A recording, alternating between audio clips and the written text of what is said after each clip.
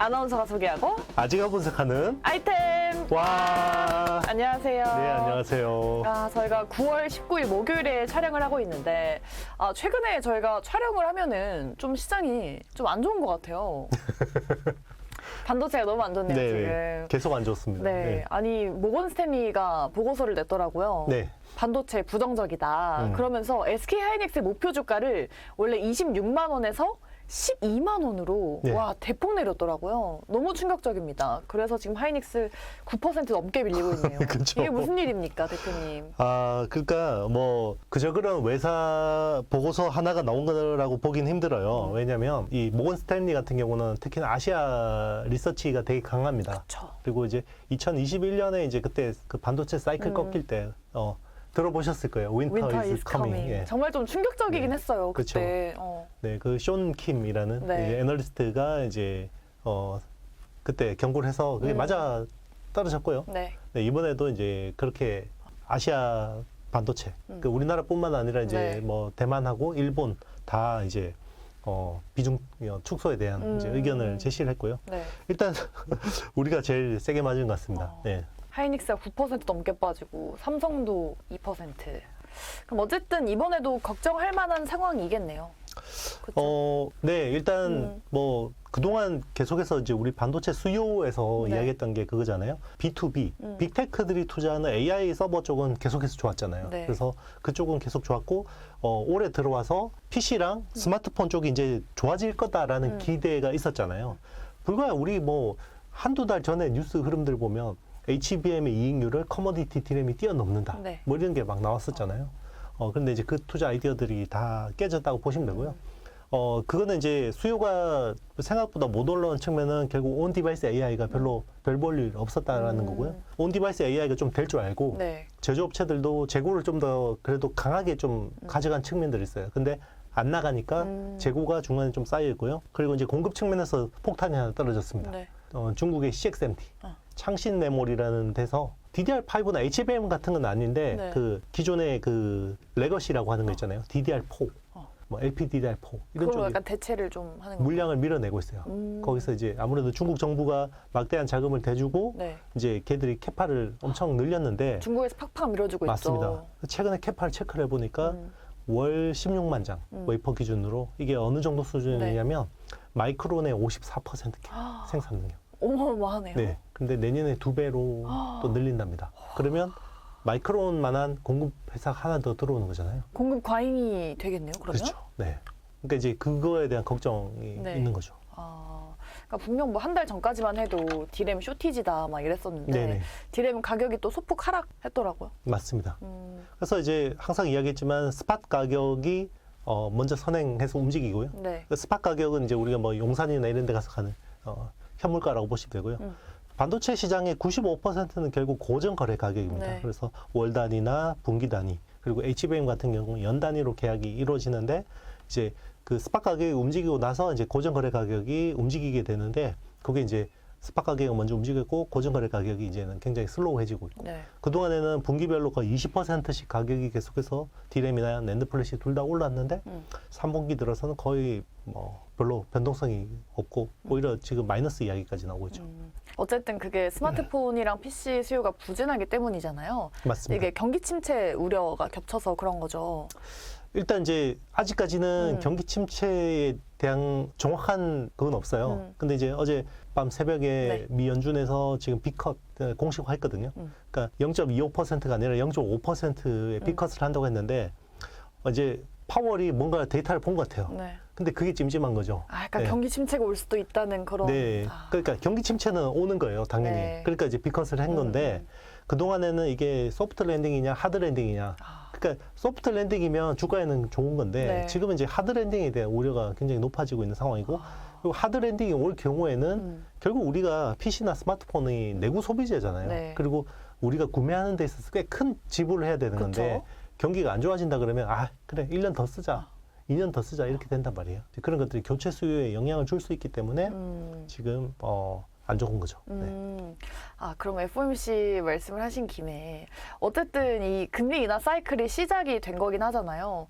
그러면은 뭐 어쨌든 금리 인하 사이클이니까 시장에는 좀 뭔가 긍정적인 영향을 주지 않을까 싶긴 했거든요. 근데 그러니까- 이번에 보면 좀 아닌 네네. 건가요?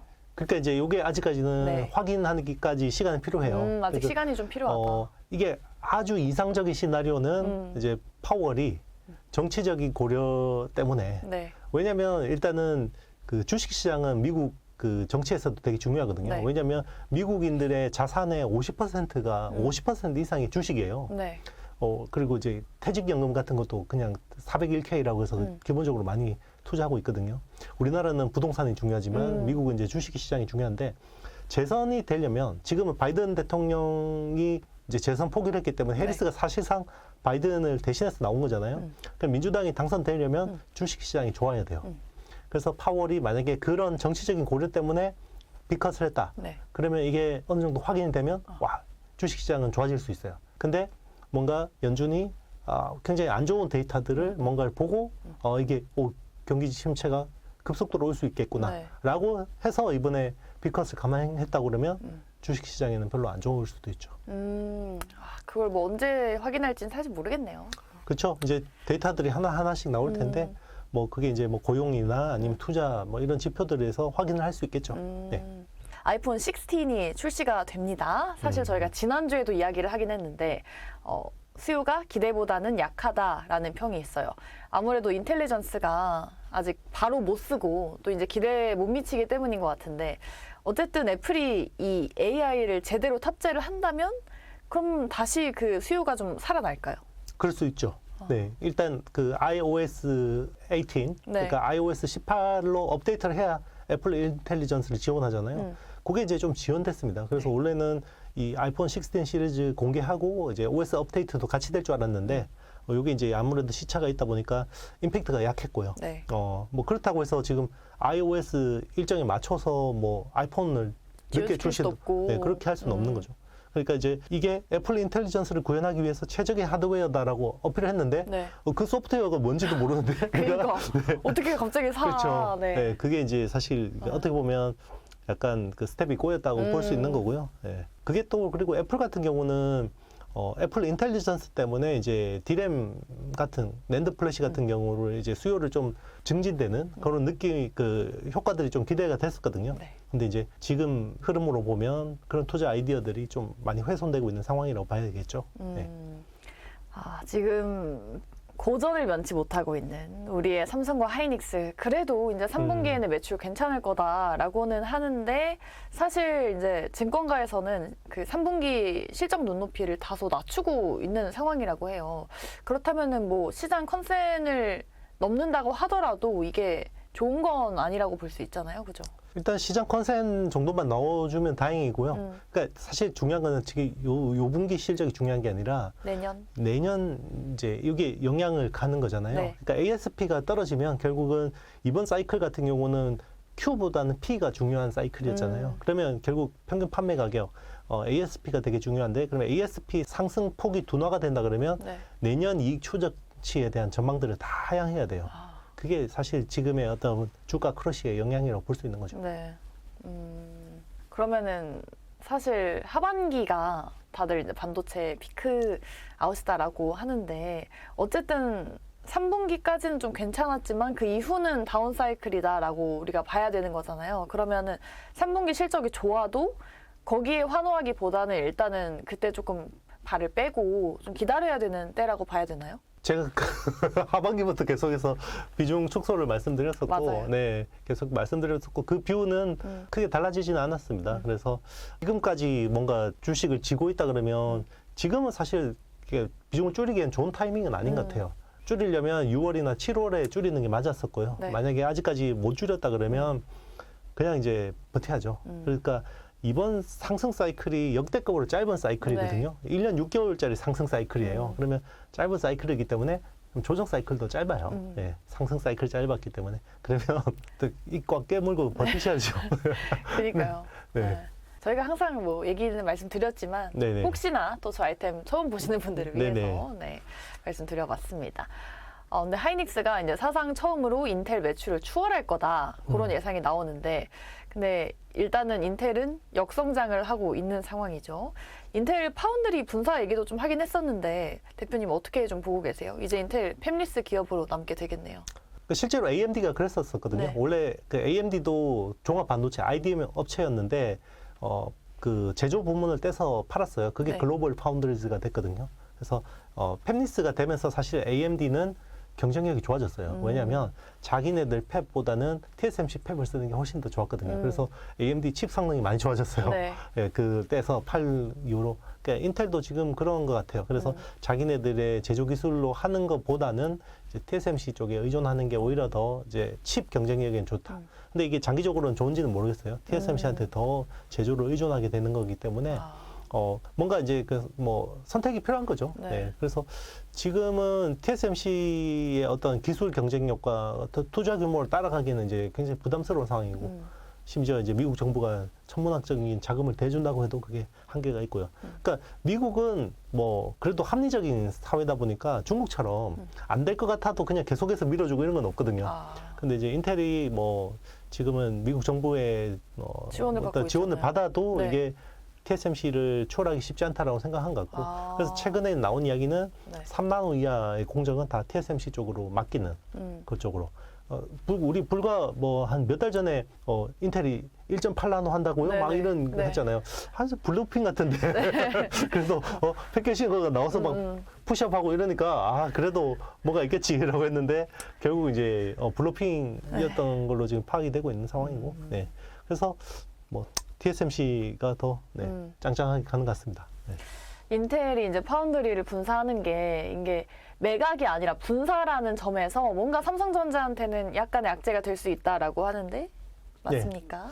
일단 이제 분사하고 지분을 계속 가지고 갈지는 모르겠어요. 네. 그게 분사를 한다고 해도 이게 연결로 계속해서 적자를 떠낼 수밖에 없는 상황이잖아요.